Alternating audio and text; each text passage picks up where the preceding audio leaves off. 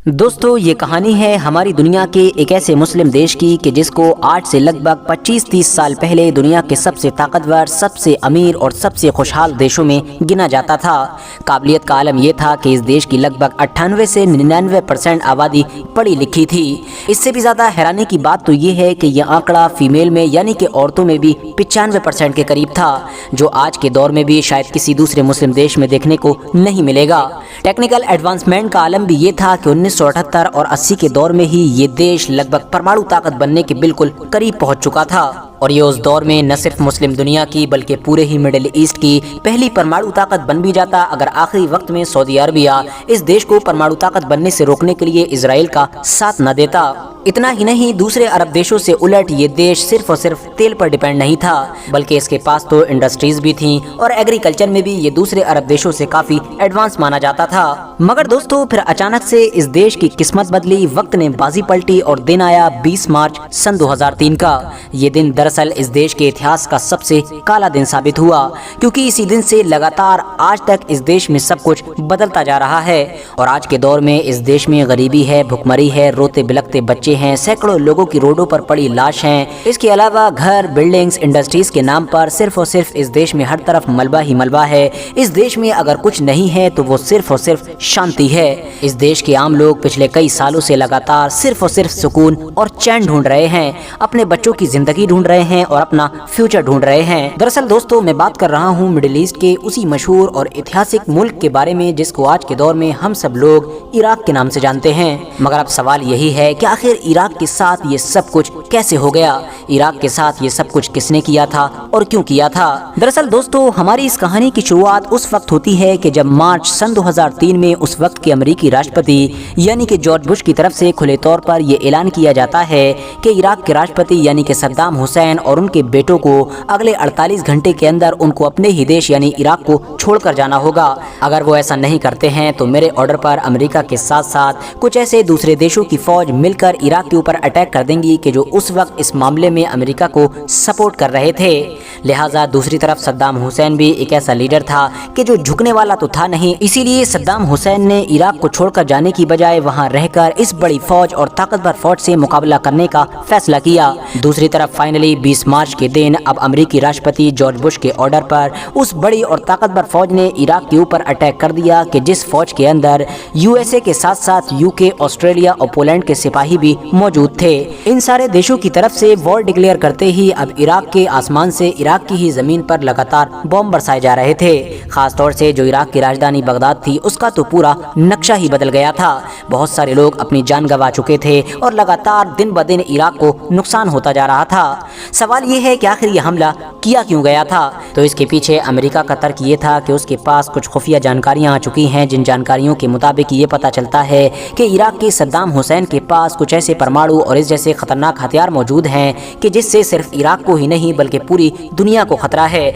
यानी ऐसे हथियार कि जो पूरी मानवता के दुश्मन हैं और पूरी इंसानियत को मिटा कर रख देंगे। जहां एक तरफ अमेरिका के पास इराक पर हमला करने के लिए 35 देशों का सपोर्ट हासिल था, तो वहीं दूसरी तरफ इराक के पास कुछ भी नहीं था। वो तो अलग थलग था और बिल्कुल अकेला था। इसीलिए इस बड़ी और ताकतवर फौज से लगातार मुकाबला करते रहना भी इराक के लिए नामुमकिन बात थी। कुछ दिनों के बाद ही इराक की फौज डगमगाने लगी। हालात ऐसे बने कि अब सद्दाम हुसैन को भी भागकर अपनी जान बचाने के लिए अंडरग्राउंड होना पड़ा। फिलहाल वक्त गुजरा, फिर दिन आया 1 मई सन 2003 का, यानी जंग शुरू होने के लगभग 1.5 महीने के बाद ही अमेरिकी राष्ट्रपति जॉर्ज बुश की टीवी पर एंट्री हुई, जहां पर जॉर्ज बुश की तरफ से ये कहा गया कि सेना का मिशन कंप्लीट हो चुका है। यानी सेना जो चाहती थी वो हो चुका है, अब इराक की दूसरी चीजों पर ध्यान दिया जाएगा। इसके बाद 23 मई के दिन अमेरिका ने सद्दाम हुसैन के दौर की जो इराक की फौज हुआ करती थी और जो वहां की खुफिया एजेंसीज हुआ करती थी, इनको भी पूरी तरह से खत्म कर दिया। एकदम से इराक की फौज को पूरी तरह से खत्म कर देने का अमेरिका का ये फैसला न सिर्फ बेहद खतरनाक बल्कि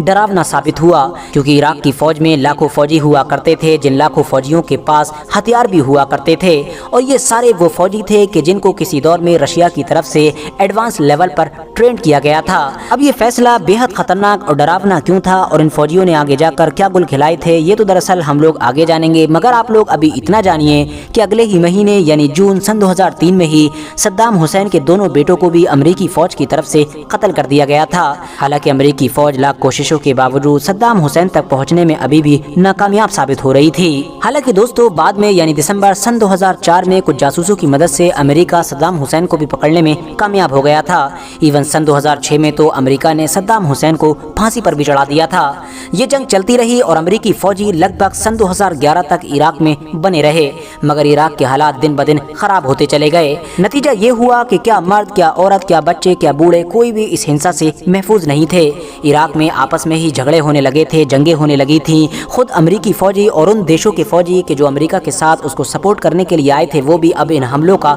शिकार हो रहे थे। इसीलिए अब अमेरिका के साथ साथ उन सारे देशों में भी अपनी फौज को वापस बुलाने का दबाव बढ़ता जा रहा था, क्योंकि इराक देश में अब उन लोगों के खिलाफ हद से ज्यादा नफरत बढ़ चुकी थी और इराक के आम लोग अब इन फौजियों पर भी हमले कर रहे थे। फाइनली सन 2011 में अमेरिकी राष्ट्रपति यानी कि बराक ओबामा की तरफ से ये ऐलान कर दिया गया कि अब उनकी फौज इराक को वापस छोड़कर आएगी। बराक ओबामा के ऐलान के साथ ही गठबंधन फौज ने अपना बोरिया बिस्तर बांधना शुरू कर दिया। 8 दिसंबर सन 2011 ये वो दिन था कि जब आखिरी अमेरिकी फौजी ने भी इराक को छोड़ दिया था। मगर हाँ, ये बात भी याद रखने वाली है कि इस कहानी का एंड यहीं पर नहीं हुआ था, बल्कि अमेरिका तो एक बार फिर से वापस आया था, और क्यों आया था ये भी आप लोग वीडियो में आगे जान सकेंगे। फिलहाल अब बात करते हैं कि 2003 से 2011 तक चली इस जंग में क्या क्या हासिल हुआ और क्या क्या नुकसान हुआ। लगभग 8 साल चली इस जंग में इराक के 1,89,000 लोगों ने अपनी जान गंवाई थी। याद रहे कि ये वो आंकड़ा है कि जिन लोगों की जान सिर्फ और सिर्फ डायरेक्ट जंग में गई थी, यानी इस आंकड़े में उन लोगों को शामिल नहीं किया गया है कि जो जंग से पैदा होने वाली मुसीबतों की वजह से मरे थे।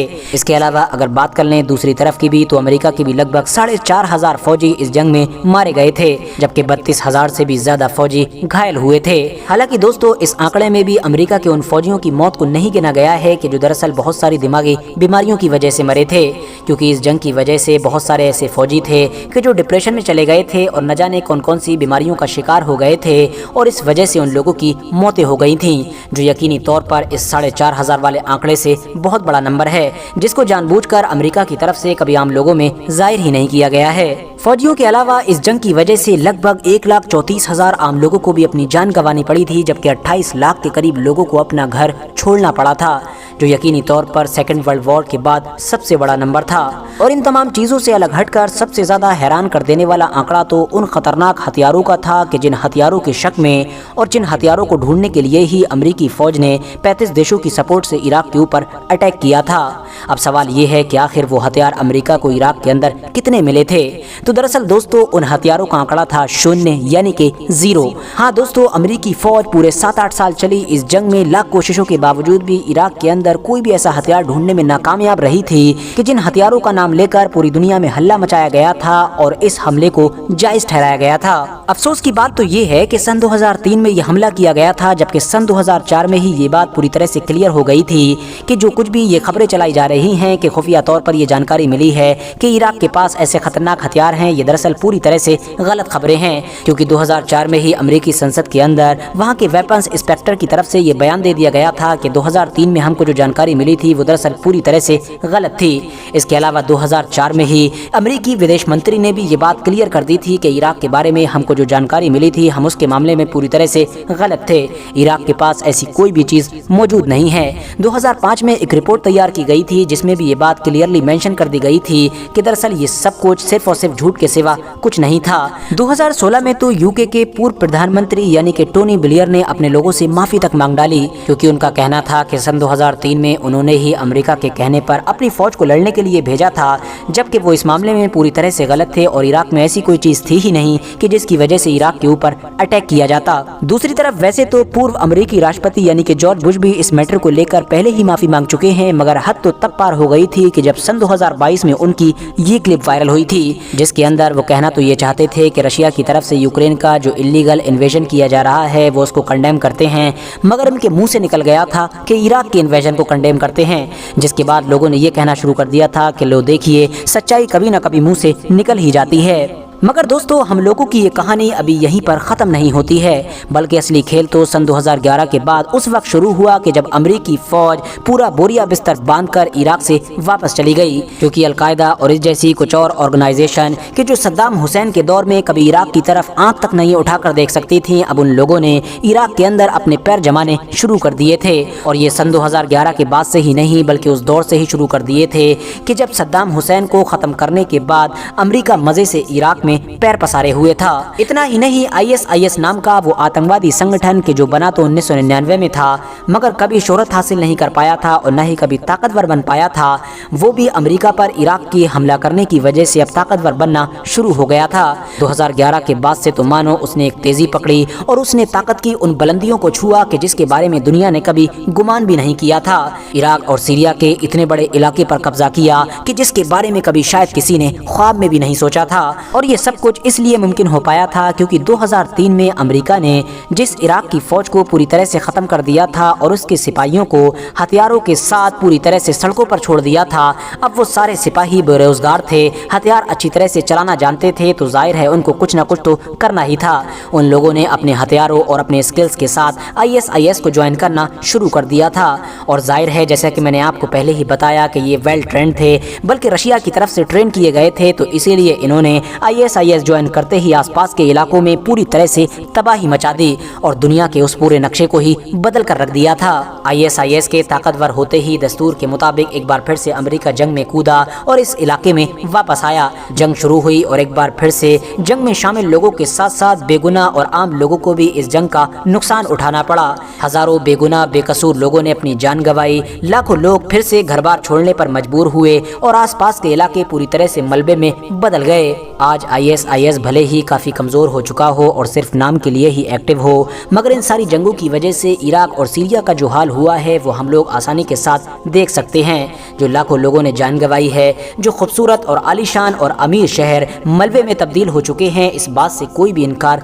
नहीं कर सकता है। मगर दोस्तों अब आखिर में सवाल यही बचता है कि जब सब कुछ झूठ था और बहुत जल्द ही ये बात पता चल चुकी थी कि सब कुछ झूठ है, तो आखिर अमेरिका ने इराक के ऊपर यह हमला किया क्यों था? तो इसके बारे में एक्सपर्ट्स अपनी अलग अलग राय देते हैं। कुछ लोगों के मुताबिक तो ये दरअसल हमला सिर्फ और सिर्फ तेल की वजह से था, क्योंकि सद्दाम हुसैन की मौजूदगी में अमेरिका इराक का तेल हासिल नहीं कर पा रहा था, जिसका तोड़ सिर्फ यही था कि इराक में जाकर सद्दाम हुसैन की गद्दी को ही पलट दिया जाए और वहाँ के तेल के खजानों को अपने कंट्रोल में कर लिया जाए और वहाँ पर अपनी ही एक गवर्नमेंट को बैठा दिया जाए, जो कि बाद में अमेरिका की तरफ से किया भी गया था। हालांकि दोस्तों दूसरी तरफ बहुत सारे लोगों का ये भी मानना है कि अमेरिका का इराक के ऊपर हमला करने का दूसरा रीज़न ये भी था कि 9/11 की वजह से अमेरिका की जो छवि खराब हुई थी, यानी जो उसकी सुपर पावर वाली इमेज पर फर्क पड़ा था, वो उसकी भरपाई करना चाहता था। जाहिर है 9/11 का जो जिम्मेदार था यानी कि उसामा बिन लादेन, उसका ताल्लुक तो सऊदी अरबिया से था और सऊदी अरबिया अमेरिका का दोस्त हुआ करता था। इसीलिए अमेरिका सऊदी अरबिया पर तो हमला कर नहीं सकता था, उसको अपनी इमेज बचाने के लिए और एक बड़ा और लंबा मैसेज देने के लिए किसी न किसी पर तो अटैक करना था। और मिडिल ईस्ट में उसको अपना सबसे आसान टारगेट इराक ही महसूस हुआ, क्योंकि उस दौर में इराक ऑलरेडी आइसोलेटेड था, आसपास के देशों से भी सद्दाम हुसैन के रिश्ते अच्छे नहीं चल रहे थे और ये बात भी क्लियर थी कि जंग में सद्दाम हुसैन की मदद के लिए कोई भी नहीं आने वाला है। हालांकि दोस्तों अमेरिका के इस हमले के पीछे अलग अलग एक्सपर्ट्स की तरफ से इसके अलावा भी और भी बहुत सारे अलग अलग रीजंस दिए जाते हैं। सच्चाई क्या थी ये तो हम में से भला कोई भी ठीक नहीं जानता है। फिलहाल वीडियो यहीं पर ख़त्म करते हैं। वीडियो पसंद आने पर न सिर्फ वीडियो को लाइक करें बल्कि अपने फ्रेंड्स के साथ भी ज़रूर शेयर करें और इसी तरह की नॉलेजेबल और हिस्टोरिकल वीडियोज़ हमेशा देखने के लिए हमारे इस चैनल को सब्सक्राइब करने के साथ साथ बेल आइकन को भी ज़रूर प्रेस करें।